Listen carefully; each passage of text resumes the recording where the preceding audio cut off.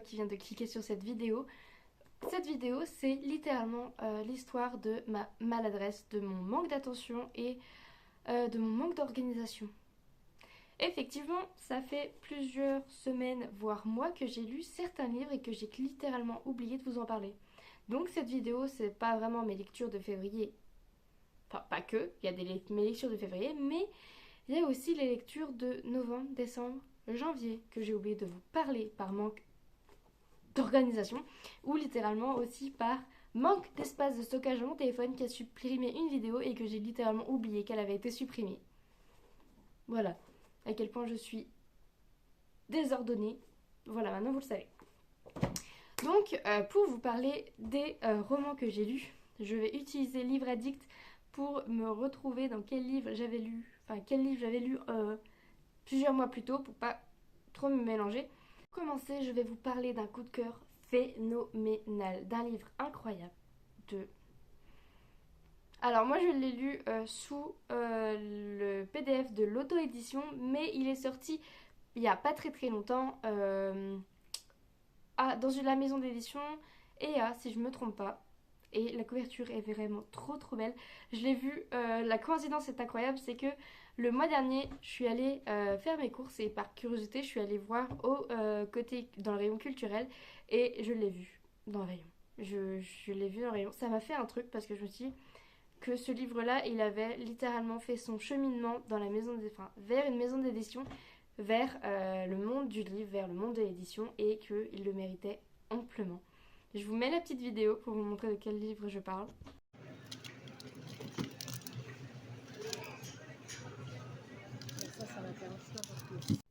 Et donc bien évidemment, je parle de Le Serment de l'éclipse de Lydia Brasington. Je suis pas sûre de la prononciation, mais je suis désolée si c'est pas ça. Et c'est un livre que j'ai lu littéralement en un an. La véritable histoire, c'est que je l'ai lu au mois de janvier, je crois, de l'année dernière, quand même, 2024. Et je m'étais arrêtée à 20 ou 30%. Et sauf que, étant donné que je me suis arrêtée pour lire des livres de cours, eh ben je n'arrivais pas à me remettre dedans parce qu'il fallait que je relise les pourcents d'avant. Parce que l'histoire est assez compliquée, donc je ne pouvais pas me remettre dans les lectures en ayant oublié la plupart des choses qui s'étaient passées pendant les premiers chapitres. Donc il fallait que je trouve le temps de continuer à le lire et surtout le temps de le recommencer, ce qui a été assez compliqué de trouver le temps. Et donc j'ai trouvé le temps il n'y a pas si longtemps que ça, au mois de décembre, et donc je l'ai fini il n'y a pas si longtemps que ça non plus, fin janvier, quelque chose de genre. Et mon Dieu, mais qu'est-ce que je regrette de ne pas l'avoir lu d'une traite au mois de janvier de l'année dernière, parce que vraiment ce livre est incroyable. Il y a tellement de soleil que j'ai la peau blanche. Ce livre est incroyable. Je vais vous lire le résumé et après je vous explique pourquoi il est incroyable. La mort chuchote à son oreille, elle l'écoute et lui la donne. Quand la mère de Rune est assassinée par l'Inquisition, la jeune nécromancienne voit son monde basculer. Son peuple est accusé d'être à l'origine d'une horrible maladie qui ravage le royaume. Dans un ultime espoir, l'Inquisition lui propose le même marché qu'à sa mère, 1 an pour découvrir un remède. Rune n'a pas d'autre choix que d'accepter, car l'échec n'est pas une option. Bien au contraire, ce dernier lui vaudra la mort. Dans cette terreur, elle rencontre un homme de foi, un paladin brisé et monstrueux qui aura pour mission de la surveiller. Vesper se trouve confrontée à cette femme aussi sombre que séduisante. Elle refuse la violence, lui la prodigue. Elle écoute la mort et la repousse, lui la donne. Les deux se retrouvent vite emportés dans l'horreur et d'une macabre enquête, car quand la passion se mêle à la mort, nul n'est sûr d'en sortir vivant. Excusez-moi, j'ai des problèmes de lecture. C'est depuis que je me suis fait opérer des amygdales, je sais lire, c'est juste que j'arrive pas à sortir les mots. Quand mon palais il est trop pris, enfin je sais pas comment dire. Enfin bref, du coup on est sur l'histoire de Rune qui est une nécromancienne qui du coup a le pouvoir de guérir les gens et d'écouter la mort. Donc elle sait exactement comment les gens vont mourir, enfin pas comment ils vont mourir mais comment ils sont morts parce qu'elle s'introduit en eux, dans leur essence pour voir comment ils sont morts, comment la maladie les a tués, comment le drame humain les a tués, comment les guerres les ont tués. Enfin bref, elle peut tout savoir et du coup sa mère a été assassinée devant elle parce qu'elle n'a pas réussi malheureusement à trouver le remède à cette maladie qui est littéralement en train de tuer l'humanité. Donc c'est une maladie horrible, un peu comme la peste, elle se propage, elle touche tout le monde est touché, les enfants, les mères, les pères, enfin tout le monde est touché, les soldats sont touchés, tout le monde est touché. Et du coup, c'est très problématique parce que littéralement, l'humanité est en train de mourir, en train de tomber malade et sa mère est assassinée parce qu'elle n'a pas réussi à trouver le remède. Et donc l'Inquisition demande à Rune, juste après avoir assassiné sa mère, normal, de trouver le remède. Et si, bien évidemment, dans 1 an, tu n'as pas trouvé le remède, tu meurs, t'es assassiné. Oui, moi ça me donne pas envie, mais elle est obligée. Si elle dit non, toi sur le meurt. Donc qu'elle dise, qu'elle dise oui, qu'elle dise non, ça lui donne juste 1 an de vie en plus. Bon. Et du coup, on va se retrouver littéralement dans cette enquête, dans cette science, dans cette recherche pour trouver le remède à cette maladie. Surtout trouver ce qui a fait que les gens sont devenus malades. Qu'est-ce qui est le point de départ, l'origine de cette maladie et de sa propagation, pourquoi elle est propagée comme ça. Et du coup, Rune, elle fait plein de tests, elle fait des recherches, elle s'enferme avec littéralement les cadavres pour rechercher les points communs entre eux, les symptômes et tout ça. Et nous avons Vesper à côté. Je sais pas s'il s'appelle Vesper ou Vesper, mais moi je l'appelle que je suis littéralement tombée amoureuse de lui. Le gars, il est censé la tuer à la fin de l'année si elle trouve pas le remède. Mais moi je suis tombée amoureuse de lui. Vraiment, alors le mec, l'histoire elle est dingue. L'histoire elle est dingue. Lui, en fait, il est paladin, du coup, il croit au temple. Et du coup, le temple, c'est une pierre qu'ils lui ont mis en lui et pour qui littéralement le tue petit à petit feu. Et lui, si je me trompe pas, je crois qu'il a 26 ans. Et il est déjà le plus vieux parce que habituellement, les gens qui adhèrent à cette pierre, qui adhèrent à ce temple, meurent beaucoup plus jeunes. Ils n'ont pas une longue durée de vie parce que tout simplement, il y a la guerre, ils font des combats, ils sont littéralement faits pour tuer les gens, c'est des machines à tuer. Et le contraste entre Rune, qui est littéralement celle qui peut sauver le monde, qui est littéralement la guérisseuse, la soigneuse, qui peut prendre soin des gens, nous avons Vesper qui est là, ou Vesper qui est là et qui tue des gens. C'est littéralement une bête à tuer, hein. C'est un monstre comme ils le disent d'ailleurs, c'est un monstre parce qu'il tue des gens et elle lui dit non, tu n'es pas un monstre. Donc nous sommes sur une romance magnifique, une romance incroyable, bien faite, bien tournée, bien détaillée, progressive, très bien faite, vraiment une romance au poil, vraiment au poil. Il y a du smut, il y a 3 scènes de smut. Oui, 3 scènes, si je me souviens bien, il y en a 3. Vous n'êtes pas obligé de les lire, bien évidemment. Elles sont pas très très longues, elles sont pas très violentes. Si, une est violente. Mais elles sont là et en vrai, elles ont leur côté important dans l'histoire. Elles sont pas là juste, voilà. Elles sont pas à rajouter juste pour du smut. Non, elles ont quand même un truc et ce que j'ai aimé, c'est que chaque détail de l'histoire a son importance et vraiment cette histoire est dingue. Donc on est vraiment sur une romance fantastique où du coup on a un humain monstre qui a une pierre ici qui est en train de le tuer, qui est littéralement fait pour tuer les gens. Depuis qu'il est tout petit, il assassine des gens et elle, depuis qu'elle est petite, elle apprend que le bien vaincra tout et que la paix, que la bienveillance, que la non-violence, c'est ce qui fait que la vie sera meilleure. Alors que lui, c'est tout le contraire. Donc vraiment, c'est des personnages qui ont un contraire incroyable, mais quelle fin. Enfin, voilà. Moi, je veux d'ailleurs savoir s'il y a un tome 2 parce que vraiment, ça se termine sur un truc où on se dit ah, mais je veux savoir ce qui se passe après, moi je veux savoir comment ils vont vivre après ça. Donc, je veux savoir s'il y a un tome 2, mais vraiment, allez lire ce livre parce qu'il est pépite, il est incroyable. C'est un coup de cœur. Vraiment, je sais pas pourquoi j'ai oublié de vous en parler parce que c'est un coup de cœur. Vraiment, allez-y, foncez, allez en librairie, allez me l'acheter. Vraiment. Ensuite, deuxième roman que j'ai lu, enfin petit roman parce qu'il s'agit d'un roman écrit sous forme de lettres. Il s'agit de Lettres à une amie de Béatrice Cadeau et je vais vous lire le résumé et après je vous explique parce que vraiment je ressors d'une lecture très enrichissante, vraiment.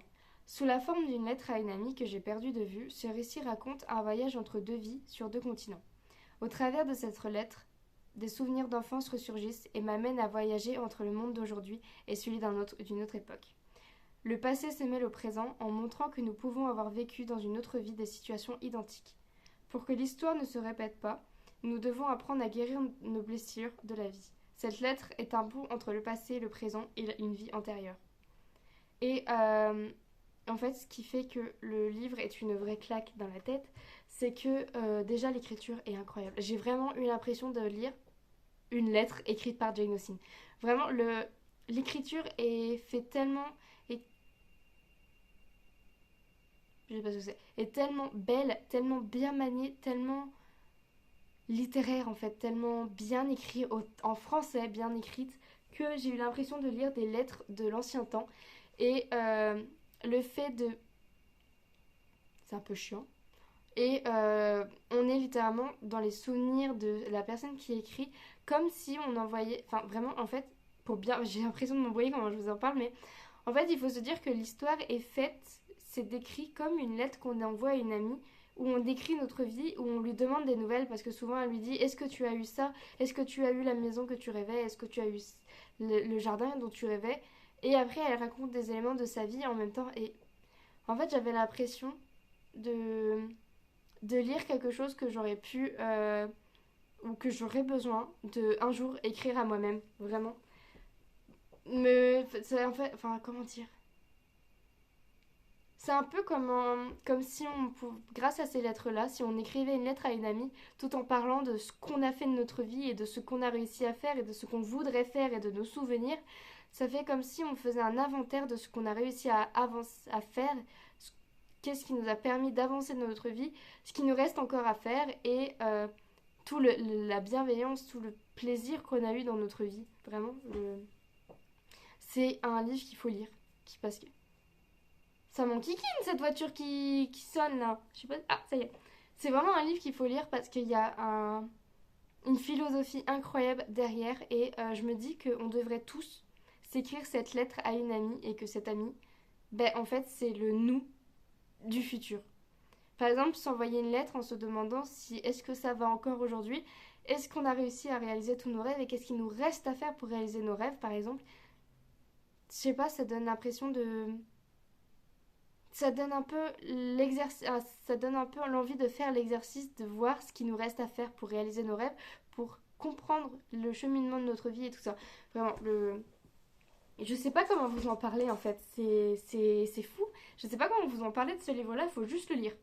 Faut le lire, le comprendre, surtout se mettre toute seule dans une pièce et savourer chaque phrase de ce livre, de cette plume incroyablement belle, très très vraiment bien belle, oui. Je ne sais pas parler moi, de cette plume incroyablement belle et magnifique, vraiment. C'est une incroyable découverte ce roman. En fait,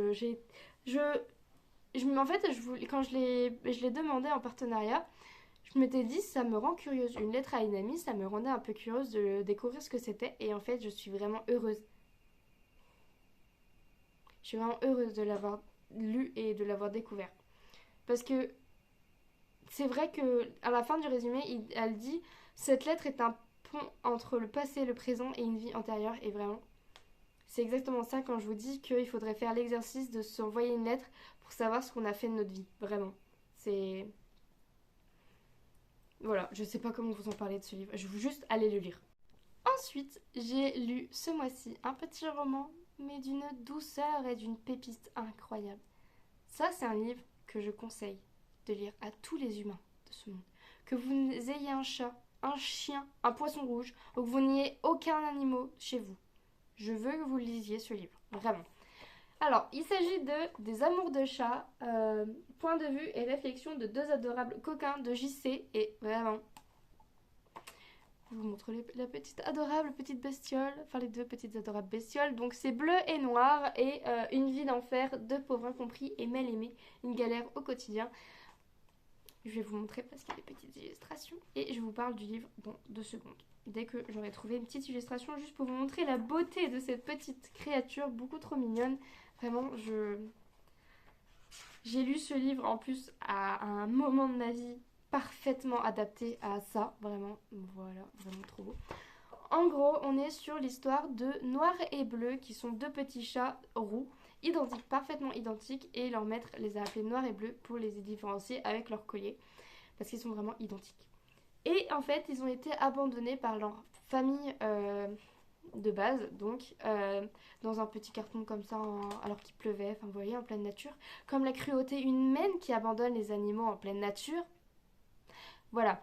Donc on va suivre leur petite vie avec leur nouveau papa, qui est adorable avec eux, qui leur offre la vie de rêve dont ils ont besoin, quoi, la vie de rêve qu'ils méritent. Et donc on va suivre leurs petites catastrophes du quotidien, leurs petits accidents du quotidien, comme je ne sais plus si c'est bleu ou noir, qui se casse la margoulette un peu trop souvent et qui est tombé d'un mur par exemple, et que du coup il s'est perdu à cet endroit-là, et que donc je crois que c'est sa tata qui l'a retrouvé, enfin tata humaine, vous voyez ce que je veux dire, mais vous voyez, moi aussi j'ai un chat, et ma soeur c'est sa tata à mon chat c'est mon bébé, donc ma soeur c'est la tata de mon chat. Vous voyez ce que je veux dire, je sais très bien que vous voyez ce que je veux dire. Et du coup, c'est sa tata humaine qui le retrouve. Et là, il comprend, le petit chat comprend que oui, les humains qui l'ont adopté l'aiment parce qu'ils ont passé la soirée à le rechercher, parce qu'il avait disparu, ils étaient tous inquiets pour lui, et il comprend à quel point l'humain peut aimer l'animal. Et du coup, on est sur plein de petites histoires sur la gourmandise des chats, que les chats sont un petit peu manipulateurs. S'ils veulent des câlins et des bonbons, ils savent très bien ce qu'ils doivent faire. Et donc on est sur une histoire incroyablement mignonne, mais aussi pleine de vérité et pleine de morale. Parce que à la fin, nous avons l'auteur qui nous explique que, en gros, que les petits animaux comme ça, ben, ils sont sans défense, ils sont bébés, ils sont sans défense, et qu'il y a beaucoup trop de personnes dans ce monde qui abandonnent les animaux parce que leur petit bébé, leur petit bambin, ils voulaient leur petite tête blonde. L'auteur écrit: leur petite tête blonde voulait un jouet, donc ils ont acheté un animal. Sauf que, après leur avoir mis un crayon dans l'oreille, avoir titillé leurs yeux, eh ben, les enfants se sont. Voilà, le chat, bon, je m'en fiche, en fait, j'ai la console. Ou... Vous voyez, se sont désintéressés de l'animal. Et donc, les vacances arrivent. Et qu'est-ce que les parents vont faire avec cette pauvre petite bête? Ils vont l'abandonner dans les bois. Bon, j'espère qu'ils vont l'abandonner sans laisse dans les bois, parce que les abandonner attachés au risque qu'ils meurent de faim, meurent de soif ou qu'ils se fassent bouffer, la cruauté humaine, bonjour. Oui, je suis assez. Comment on dit? Virulente par la cruauté humaine faite par les animaux. Si je pouvais, j'adopterais tous les animaux du monde chez moi. Comme ça, je serais sûre qu'ils sont heureux. Vous voyez, mon chat, elle me mène la vie dure, mais je sais qu'elle est heureuse. Elle a autant de nourriture qu'elle veut, elle a des gratouilles à n'importe quel moment de la journée, et elle dort partout où elle veut, et elle a le chauffage rien qu'à elle, par exemple. Je dis ça parce qu'en fait, dès qu'on allume le chauffage, elle se met sur le radiateur. Elle prend toute la chaleur. Voilà. Donc c'est le chat le plus heureux du monde, et je suis fière d'avoir le chat, enfin l'un des chats les plus heureux du monde, parce que j'imagine que vous aussi, vos animaux sont les plus heureux du monde. Donc voilà, ce livre, c'est un livre que je vous conseille fortement, euh, qui vous fait réaliser beaucoup de choses sur les animaux, parce que vraiment, il y a des fois où je m'énerve sur mon chat. Par exemple, vous voyez dans les vidéos où elle se met devant moi, qu'elle cherche mon attention, et que je m'énerve et je lui dis non, tu files. Mais en fait, elle comprend pas que je suis en train de faire quelque chose, et elle se dit, bah, elle a plus d'attention sur moi, pourquoi elle a peur d'être abandonnée, en fait, mon chat. Et donc, vraiment, il y a beaucoup de choses qui ont fait que j'ai appris des choses sur mon chat grâce à ces deux petits minous rouquins trop mignons. Voilà, il faut que vous lisiez ce livre parce que vraiment, c'est une pépite. Et l'auteur, j'ai adoré l'auteur. Vraiment, je l'ai adoré. C'est une personne qui m'a l'air incroyablement gentille et généreuse. J'aime beaucoup. Ensuite, un autre petit roman que j'ai lu. On est en février, un petit mois, petite lecture, vous connaissez. Il s'agit de La fée qui s'est planté les pieds dans la terre de Antoinette de Montprénon aux éditions Collection Intériorité à l'ombre des mots. C'est édition à l'ombre des mots, collection Intériorité. Je vais vous montrer parce qu'il y a des petites illustrations, voilà, il y a des petites illustrations dans le livre qui sont vraiment très jolies. Celle-là était jolie aussi. Elles sont vraiment très jolies, les illustrations. Il y en avait une autre que j'avais trouvée très jolie. Ah, c'est celle-là. Voilà. Donc, on est sur, du coup, l'autrice Antoinette de Montprénon qui retrace l'expérience de sa vie avec beaucoup, beaucoup de sagesse et de morale. Elle nous apprend tout ce qu'elle a vécu et elle nous laisse... Comment expliquer? En fait, c'est toujours très compliqué de parler de romans où on parle de... L'auteur parle de soi, retrace sa vie, retrace ses expériences. C'est toujours très compliqué d'expliquer parce qu'il n'y a pas vraiment de résumé. À trouver l'illustration qui m'avait fait waouh, trop belle. Voilà. Et du coup, c'est très compliqué de vous en parler, comme je disais tout à l'heure, parce que c'est Antoinette de mon prénom, du coup, l'autrice qui retrace toutes ses expériences, qui retrace ce qu'elle a vécu. Et par exemple, ça retrace de sa vie conjugale, c'est la vie qu'elle a menée en tant que mère de famille, et aussi jusqu'à, par exemple, l'ouverture de sa librairie, jusqu'à la fermeture de cette librairie, jusqu'à le fait qu'elle devienne soignante, qu'elle aide les gens. Enfin, vraiment, il y a beaucoup, elle a eu beaucoup de choses. Elle a été littéralement multicasquette dans sa vie. Et donc, on est sur un livre qui nous permet de voir que on peut tout faire, tout réaliser et que on ne doit pas se cantonner à quelque chose. On peut, si tu as envie d'ouvrir une librairie, ben vas-y, ouvre une librairie. Si tu veux aider les gens, vas-y, aide les gens. Vraiment, j'ai trouvé que c'était très bien, c'était très bien écrit, très bien mené. Donc elle nous parle de tout, elle nous parle de toute son expérience et je trouve que c'est une très bonne idée de nous parler de son expérience parce que nous qui venons de commencer la vie, moi je viens de commencer ma vie, eh ben, je sais que par exemple il y a certaines choses où je me dis que je baisserai vite les bras alors que il n'y a pas de raison, les expériences sont faites pour être vécues. Les choses négatives doivent être ressorties avec du positif. Enfin bref, voilà, vraiment ce livre est très beau et je crois que je vais vous lire le résumé parce que j'arrive pas à vous faire un résumé correct. Dans cet ouvrage, Antoinette retrace ses expériences de vie, tant personnelles que professionnelles. En tant que soignante en institut, mais aussi en tant qu'énergéticienne, pourquoi je vous ai pas lu le résumé avant? J'aurais retrouvé le mot. Il s'agit également, au fil des pages, d'un voyage entre ciel et terre, d'un chemin vers l'unité. Chemin qui permet de lâcher l'illusion de la séparation. Antoinette nous explique que nos potentiels s'expansent au fil des expériences ancrées dans le quotidien et que c'est en vivant pleinement ces dernières que nous nous incarnons véritablement. Voilà, c'est ce que j'ai essayé de vous expliquer. Pourquoi je vous ai pas lu le résumé? Parce que moi je ne sais pas expliquer ce que je veux dire. Je vous aurais lu le résumé, elle explique bien plus que moi, hein. Bien mieux que moi. La résilience est au cœur de ce récit qui invite au réveil des capacités de chacun à faire face à l'adversité, à transformer la douleur et la peur en force motrice pour se surpasser et en sortir fortifié. C'est ça que je vous disais quand je voulais vous parler du fait qu'elle explique que même si quelque chose est négatif, qu'il nous arrive quelque chose de vraiment négatif, il faut essayer de trouver du positif là-dedans et d'en avoir de prendre ça comme une expérience qui va nous permettre à avancer. Voilà, c'est ça que je voulais vous dire. Enfin, Antoinette propose des outils de réflexion et d'aide concrets pour cheminer vers l'autonomie par la guérison des peurs, des pensées limitantes et des fausses croyances, en laissant l'amour qui habite tout un chacun se répandre et rayonner. Connectons nos puissances, invite-t-elle. Nous sommes tous architectes de notre destin et de notre joie. Voilà. J'aurais dû vous relire le résumé. Tout simplement, parce que vraiment ce livre, c'est un livre que je conseille fortement de lire. Pardon. Si vous êtes comme moi à être une paniquée de la vie, à avoir peur de tout et n'importe quoi, à la fin, elle donne des trucs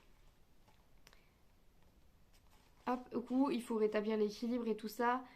Les symboles de... Oh, est-ce que je vous... Oui. Bon, il y avait aussi ça pour les personnes. Elle donne des schémas aussi pour quand on a un problème avec une personne, pour nous aider à nous... Enfin bref, il y a plein de trucs. Écrire des lettres de reproche, écrire une lettre dite de souhait. Enfin, elle donne plein de tips vraiment. Voilà, ça s'appelle la boîte à outils vers l'autonomie et vraiment j'ai trouvé ça vraiment très intéressant. Je pense que dès que j'ai quelques minutes à moi, je vais mettre en pratique quelques petits outils qu'elle nous a donnés parce que vraiment c'est très intéressant. Il y a des citations incroyables. Par exemple, celle de Jacques Salomé, changer n'est pas devenir quelqu'un d'autre, c'est devenir qui on est et l'accepter. Rien que ça, cette phrase. C'est vraiment, quand j'ai lu certaines citations qu'elle a données, je me suis dit, mais oui, bien évidemment que oui. Voilà. J'avais besoin de ce livre pour réaliser certaines choses et je pense que vous avez besoin de ce livre pour réaliser certaines choses vous aussi. Ensuite, un livre que j'ai oublié de vous parler, que j'ai lu en novembre. en octobre peut-être, mais vraiment ça fait longtemps. Donc je vais avoir du mal à vous reparler du résumé, mais je vais essayer d'être concise, correcte. Pas comme tout à l'heure avec la fée qui s'est planté les pieds dans la terre. Vraiment, je n'arrivais pas à vous expliquer. Là, on est sur donc un roman, une romantaisie, plus précisément, donc une fantaisie avec un petit poil de romance bien placé. Je vais vous parler de Les Roses Bleues poussent aux enfers, l'émissaire venu des cieux de Alice L. aux éditions Hello Édition. Et vous savez que j'adore cette maison d'édition. Donc pour le résumer, c'est ses yeux bleus améthystes ne laissent personne indifférent. Ce sont ceux d'Anne, une jeune chinoise ayant échappé à un destin tragique. Amenée à s'envoler aux États-Unis dans la ville de Memphis à l'âge de ses 17 ans, Anne est là-bas le bouc émissaire de ses camarades de classe jusqu'au jour où un dénommé Tristan lui vient en aide. Moi j'ai été perturbée par Tristan parce que mon frère s'appelle Tristan. Voilà, du coup j'ai été perturbée, j'arrêtais pas d'imaginer mon frère et j'étais en mode non, non, c'était compliqué. De son côté, Damon, alors là, désolée pour moi, tout le long, ça a été Damon Salvatore. Désolée, hein, mais voilà. De son côté, Damon Müller, acteur populaire et convoité. Yann Sommerhalder, bonjour. Vous voyez bien de quoi je parle. Avouez que vous voyez de quoi je parle. Décide sur un coup de tête de reprendre sa vie de lycéen.